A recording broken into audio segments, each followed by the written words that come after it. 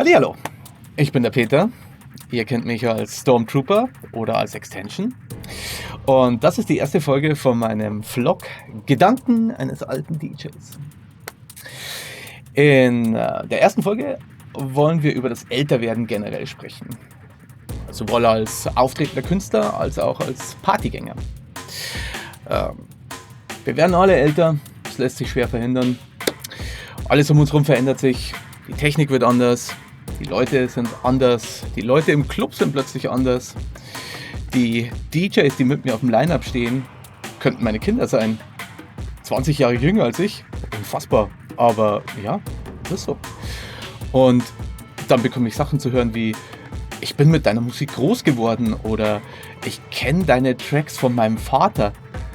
Das hat mich letztens ganz schön überrumpelt und mir gezeigt, wie alt ich eigentlich schon bin. Aber ja, klar, wenn der DJ vor mir 20 Jahre alt ist und vielleicht ein Local, der gerade anfängt, dann ist er zur Welt gekommen, als ich gerade meinen größten Hit hatte. Damn! Und als Partygänger denkt man sich natürlich: Verdammt, hier sind nur Kinder im Club. Aber Neuigkeiten, die Leute im Club sind nicht jünger geworden.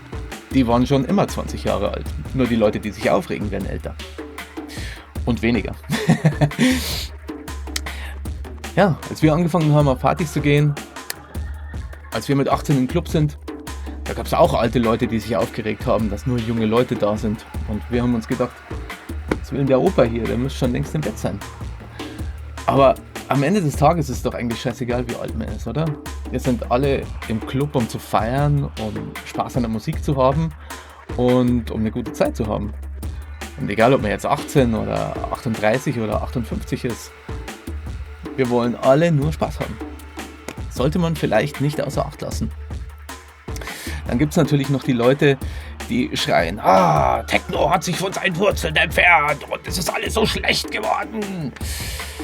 Ja, die Techno-Szene ist nun mittlerweile, wenn man es mal so grob über den Daumen peilt, 40 Jahre alt. Und ich persönlich kenne keine Band, ich kenne noch nicht mal eine Musikrichtung, die über die letzten 40 Jahre genau das geblieben ist, was sie damals war.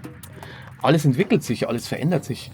Und wenn man mal diesen Vergleich mit den Wurzeln nimmt, Techno hat sich von seinen Wurzeln entfernt, ja, alles, was wächst, entfernt sich von seinen Wurzeln. Es gibt, glaube ich, nichts, was wächst und direkt an seinen Wurzeln dran bleibt. Die Wurzeln werden immer das sein, was schmutzig und im Untergrund sind, und aus denen wächst irgendwas und strebt der Sonne entgegen. Auch wieder bei den meisten Sachen, nicht bei allen.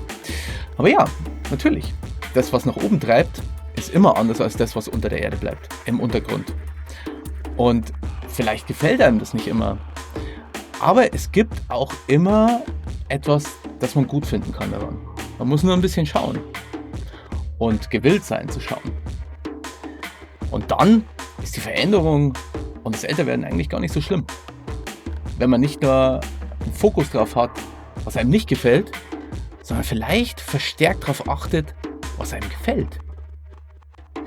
Was sagt ihr dazu? Was denkt ihr darüber?